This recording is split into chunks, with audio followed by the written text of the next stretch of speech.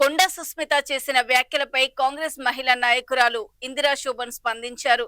సుస్మిత వ్యాఖ్యల వల్ల ఇతర పార్టీల నేతలు తమను ట్రోల్ చేస్తున్నారని అన్నారు. తాము 10-15 ఏళ్లుగా పార్టీలో పనిచేస్తున్నా ఎమ్మెల్యే టికెట్ కూడా రాలేదని పేర్కొన్నారు. రేవంత్ రెడ్డి అవినీతికి సంబంధించి సుస్మిత వద్ద ఆధారాలుంటే బయట పెట్టాలని సవాల్ చేశారు.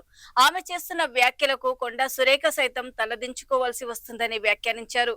బీజేపీ, బీఆర్ఎస్ కలిసి సుస్మితతో ఈ వ్యాఖ్యలు చేయిస్తున్నట్లు తమకు అర్థమవుతోందని ఇందిరా శోభన్ ఆరోపించారు.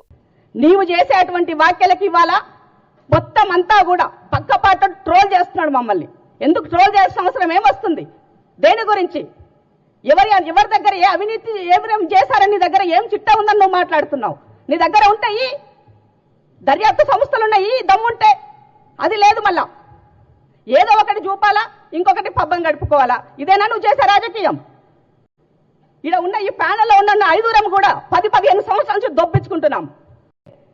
అంటే నువ్వు మాట్లాడే మాటలను బట్టి చూస్తే నీ వెనక మరి బీజేపీ, బీఆర్ఎస్ ఉండి మాట్లాడిస్తుందో అని అనుకోవాల్సిన పరిస్థితి ఉన్నది. కాబట్టి మాట్లాడే ముందు నరం లేని నాలుక ఏదైనా మాట్లాడుతుంది. నాలుక నుంచి ఒక బోర్డు బయటకు వస్తే దాన్ని వెనక్కి తీసుకోవాలంటే ఎంతో కష్టపడి ఉండాలి, ఎంతో బాధపడాలా. అవి మళ్ళీ తీసుకోవాలి వెనక్కి అని అంటే. ఇప్పుడు నువ్వు చేసిన దానికి నీ తల్లి తలదించుకునే పరిస్థితి వచ్చింది. ఆల్రెడీ క్షమాపణ చెప్పిన సంగతి మర్చిపోయినావమ్మా.